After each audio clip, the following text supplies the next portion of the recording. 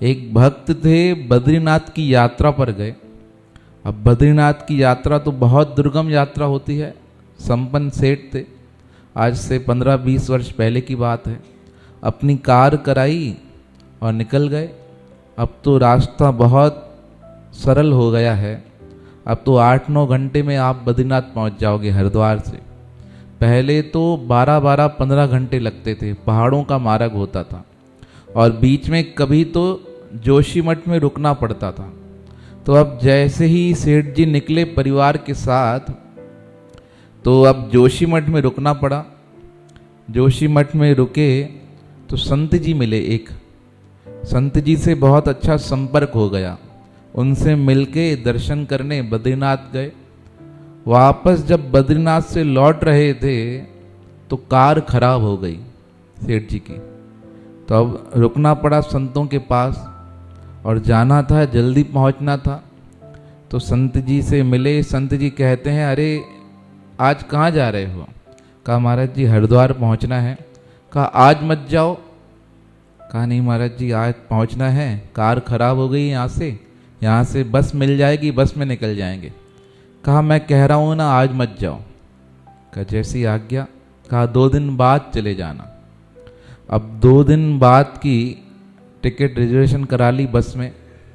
सोचा यहीं से निकलेंगे। परिवार वालों को कहा।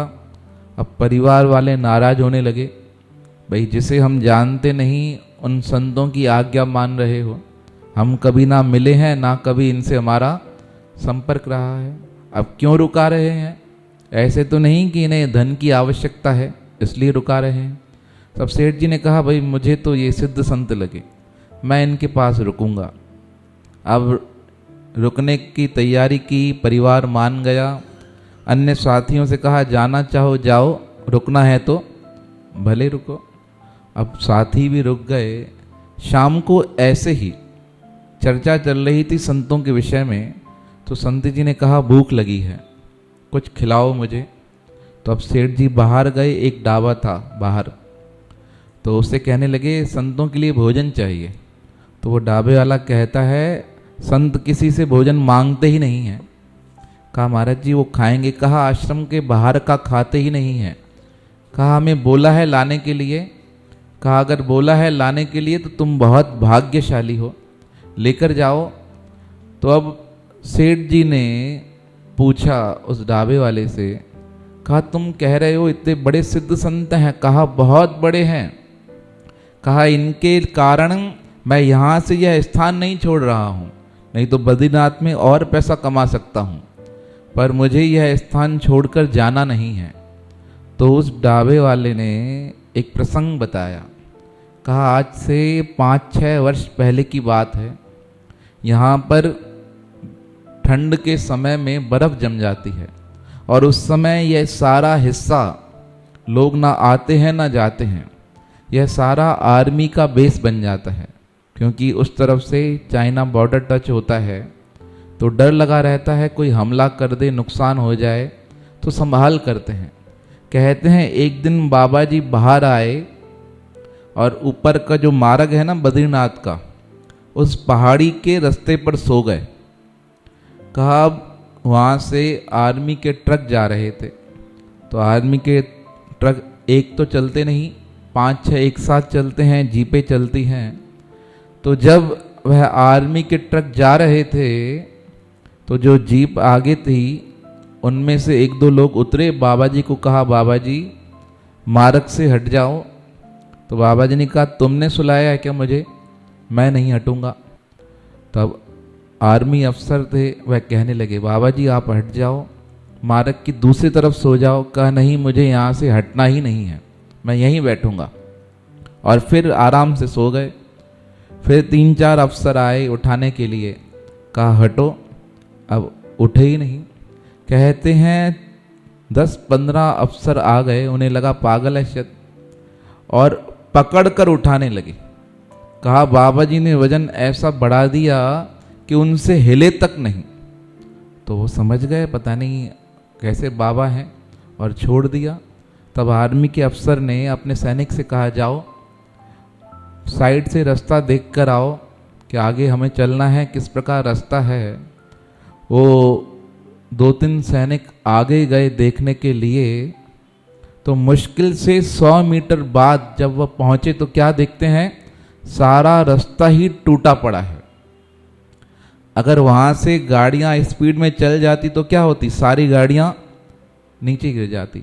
जब तक वो सैनिक बताने आए तब तक बाबा जी उठकर वहां से चले गए। बाद में उन आर्मी अफसरों को ज्ञान पड़ा कि बाबा जी ने हमारी रक्षा के लिए क्या कर रहे थे, लीला कर रहे थे।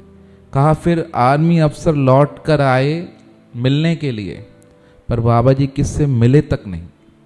कहा हमारा काम करना था, हमने वो काम कर दिया, रक्षा करनी थी। जब सेठ जी को यह बात पता चली बड़ी हैरानी हुई। कहा लोग कहते हैं मिलते नहीं हैं और हमें तो बड़े प्रेम से भाव से यहाँ रुकने के लिए आदेश दिया है, कहा रुक जाओ, अब देखें क्या लीला है। अब रात्रि रुके, दूसरा दिन हुआ, वहीं आराम किया। तीसरे दिन अखबार में खबर आ गई। क्या खबर आई, जिस बस में सेठ जी जाने का प्रयास कर रहे थे ना, वो बस सीधा खाई में गिरी और उसमें 7-8 लोग तो मर गए, बाकी जितने लोग थे उनको क्या आई है, भयानक चोटें आई हैं। आए बाबा जी के पास पहुँचे, कक्ष के बाहर बैठे थे मिलने के लिए सेठ जी, कि मैं मिलूं, कि बाबा जी ने हमें बचाया है। सबको कह रहे थे देखो तुम कहना नहीं मान रहे थे, पर संतों के कहने से, संतों की आज्ञा से हम सबकी क्या बच गई, जान बच गई। कक्ष के बाहर बैठे रहे, रोते रहे। दिन को 12:30 बजा, 1 बजा, कक्ष खुला। कक्ष तो खुल गया पर वहाँ उनको वह संत महापुरुष मिले ही नहीं। अब सेठ जी बहुत रोए, ढाबे वाले के पास आए, कहा कहाँ चले गए संत जी, बाबा जी कहाँ चले गए। तो ढाबे वाला कहता है बाबा जी बड़े अलौकिक हैं, काम करते हैं उसके बाद उस व्यक्ति से कभी मिलते ही नहीं हैं, क्योंकि परोपकार हो गया, कल्याण हो गया, कल्याण तक उनका संबंध है। कहीं तुम बंद नहीं जाओ, इसलिए जाते जाते कागज छोड़ के गए। सेठ जी निरंतर भगवान का स्मरण करते रहना, प्रभु को याद करते रहना, तुम्हारा क्या होगा, कल्याण हो जाएगा। तो ऐसे ऐसे महापुरुषों की यह भूमि है भारत खंड। जिस भारत खंड में श्री प्रेम प्रकाश मंडल आचार्य सदगुरु स्वामी टेऊराम महाराज जी का जन्म हुआ और उनके जीवन के अनंत वृतांत हैं। हम जितना गुणगान कर सके उतना ही कम है, और एक एक लीला मन के विश्वास को बढ़ाने वाली है।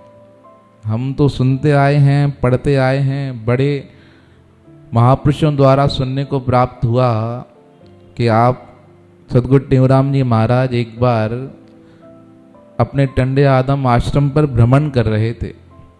तब भंडारी आया पैसे मांगने सदगुरु महाराज जी के पास। अब सदगुरु महाराज जी कक्ष में थे नहीं, तो किसी ने कहा पैसे उठा लो जहाँ स्वामी जी रखते हैं। तो उस भंडारी ने कहा भाई बिना आज्ञा के मैं पैसे नहीं ले सकता हूँ। तब संत कहने लगे तुम्हें देर हो जाएगी और बाजार बंद हो जाएगी, लेकर चले जाओ। तो उस भंडारी ने हाथ जोड़कर कहा मैं नहीं उठाऊंगा। तब 3-4 जो संत बैठे थे कक्ष में, वह पूछने लगे कहाँ रखते हैं पैसे। तो उन्होंने कहा इस बिस्तर के नीचे से स्वामी जी निकाल कर देते हैं। अब बिस्तर ऊपर किया, ढूंढने लगे पैसे, तो पैसे मिले ही नहीं। बहुत देर तक खोज की, अलमारी देखी, बिस्तर देखा। अब इतनी देर में थोड़ी देर बाद सदगुरु टेऊराम महाराज जी वापस लौट आए। जैसे ही लौटे तो स्वामी जी ने पूछा क्या हुआ है। कहा महाराज जी भंडारी को जाना था सामान लेने, पर पैसे नहीं मिल रहे थे। तो स्वामी जी चुप हो गए। तो स्वामी जी ने कहा फिर। कहा महाराज जी ढूंढा, आपकी आज्ञा के बिना क्षमा चाहते हैं। ये कह रहा था देर हो रही है, नहीं तो मार्केट बंद हो जाएगा। तो स्वामी जी ने कहा ठीक है, पैसे चाहिए तो एक काम करो, बिस्तर ऊपर करो, बिस्तर के नीचे क्या पड़ा है, पैसे पड़े हैं। तो वो संत और सब कहने लगे महाराज जी आपकी आज्ञा के बिना हमने बिस्तर उठाया था, पर वहाँ से हमें कुछ भी नहीं मिला है। तो स्वामी जी ने कहा, अरे हम कह रहे हैं ना जाओ। अब जैसे ही बिस्तर ऊपर किया, चद्दर हटाई, बिस्तर ऊपर उठाया, तो क्या देखते हैं, पैसे ही पैसे पड़े हैं। अब सोचने वाले हैरान, 10 मिनट पहले सारा बिस्तर नीचे ऊपर कर दिया पर कुछ भी नहीं मिला, और अभी स्वामी जी ने आज्ञा दी तो क्या था, पैसे मिल गए। वो पैसे निकाल कर भंडारी को दिए, वो गया सामान लेकर आया। वो संत लोग पूछते हैं स्वामी जी से, गुरुजी बात बताइए, हमने देखा तो मिले नहीं और आपने आज्ञा दी तो प्राप्त हो गए। तो सदगुरु टेहराम महाराज ने कहा, ये राज की बात है, सबको बताने योग्य नहीं है।